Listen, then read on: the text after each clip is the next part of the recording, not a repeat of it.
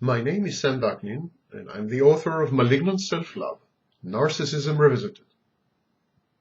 Normal people are likely to welcome a moderate amount of attention, both verbal and nonverbal, in the form of affirmation, approval, or even admiration. But too much attention is perceived as onerous and to be avoided. Destructive and negative criticism is avoided altogether.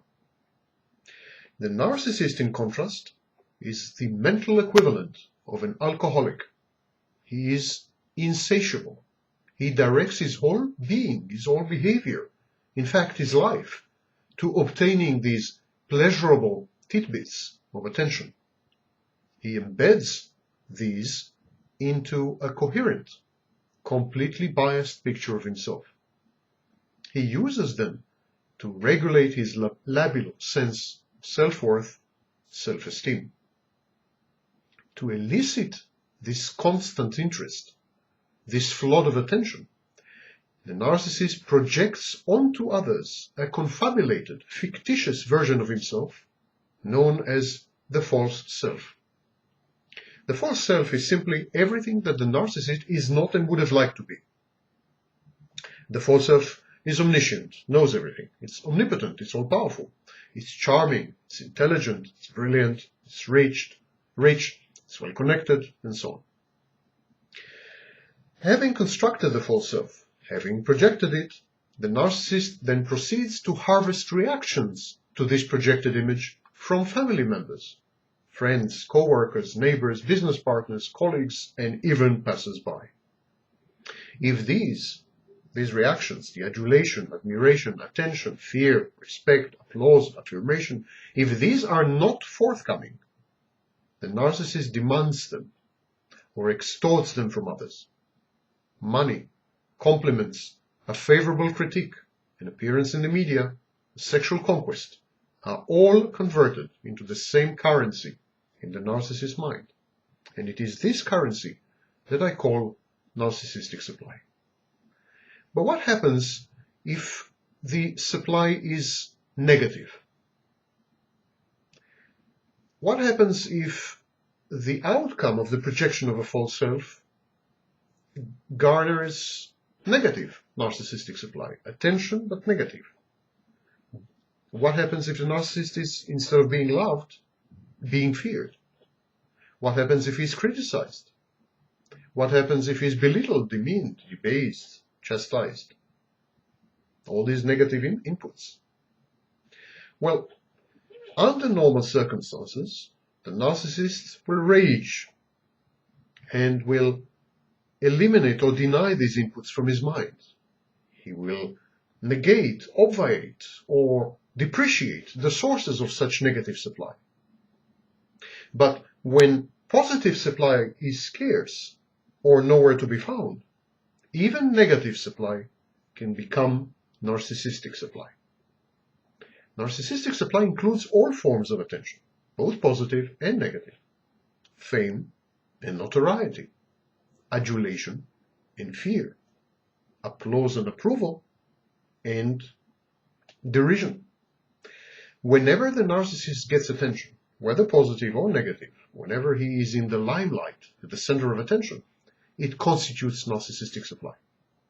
If he can manipulate people or influence them, either positively or negatively, it qualifies as narcissistic supply. Of course, the narcissist prefers positive input. He prefers positive narcissistic supply. But worse comes to worse, negative supply would do. Even quarreling with people and confronting them constitute narcissistic supply. Perhaps not the conflict itself, but the narcissist's ability to influence other people, to make them feel the way he wants, to manipulate them, to make their life hell, to make them do something or refrain from doing something. All these count as forms of narcissistic supply, and this is hence the phenomenon of serial litigators. But negative supply should be distinguished from low-grade supply and fake supply. Low-grade narcissistic supply comes from sources which the narcissist cannot idealize, sources that cannot be idealized. No matter how hard the narcissist tries, and to what extent he blocks out and denies reality and countervailing input. No matter what he does, no matter how hard he works, he cannot idealize certain sources. The type of narcissistic supply determines whether its source can be idealized or not. For instance, if the narcissist receives compliments on his intellectual achievements, but the source of these compliments is an intellectually challenged, not to say retarded, person, this kind of supply would not pass muster and would never qualify as narcissistic supply. A retarded or intellectually challenged person cannot compliment the narcissist on his intellectual achievements because the narcissist regards him as not qualified, regards this source as not qualified to do so. It's a low-grade source with a low-grade supply. Fake narcissistic supply is tinged with ulterior motives and hidden agendas. Sources of fake supply compliment the narcissist in order to manipulate him to do something, or to manipulate some other third person, or in order to accomplish some goal. Endowed with cold empathy, the narcissist picks up on these true motivations and he feels injured and slighted and humiliated. Many narcissists test their sources of supply repeatedly. They engineer situations intended to expose the sincerity or lack thereof of the supply source and the consistency and authenticity of the source's conduct. All in all, would we say that the narcissist wants to be liked? Not really. It's not about liking. It's about attention. Would you wish to be liked by your television set or refrigerator?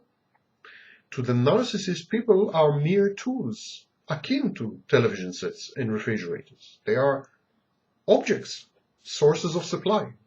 If in order to secure this supply, the narcissist must be liked by them, he acts likable, empathetic, helpful, collegial, friendly.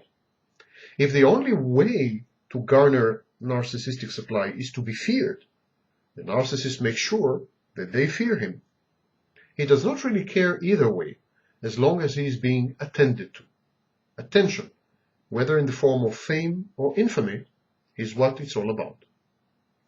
The narcissist world revolves around this constant mirroring, this constant craving. I am seen, therefore I exist, he thinks to himself. But the classic narcissist also craves punishment. His actions are aimed to elicit social opprobrium and sanctions. His life is a Kafkaesque, ongoing trial, and the never-ending proceedings are in themselves a punishment. Being penalized, reprimanded, incarcerated, abandoned, serve to vindicate and validate the internal damning voices of the narcissist's sadistic, ideal, and immature superego. These voices were actually the voices of his parents, caregivers, and peers or role models. These voices judged him and found him wanting.